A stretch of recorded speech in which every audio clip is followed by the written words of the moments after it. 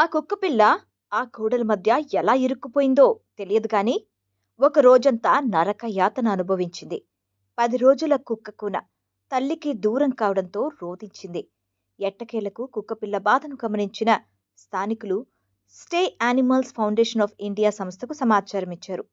ఆ సంస్థ ప్రతినిధి వచ్చి పరిశీలించగా 2 ఇరుకైన ఇంటి గోడల మధ్య కుక్కపిల్ల ఇరుక్కొని పోయినట్టు గమనించారు.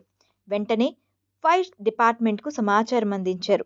ఫైర్ డిపార్ట్మెంట్ రెస్క్యూ టీం అక్కడికి చేరుకొని కుక్కపిల్లను బయటకు తీసేందుకు ప్రయత్నించింది. అయితే 2 గోడల మధ్య ఇరుక్కొని పోవడంతో గోడలను పగలగొట్టి కుక్కపిల్లను బయటకు తీశారు. కుక్కపిల్ల అనే తేలికగా తీసుకోకుండా రెస్క్యూ టీం వచ్చి కాపాడినందుకు స్థానికులు హర్షం వ్యక్తం చేశారు. బయటకు వచ్చిన కుక్కపిల్ల తన తల్లి కుక్కతో పాటుగా మిగతా కుక్కపిల్లలతో ఆడుకుంటూ వెళ్ళిపోయింది.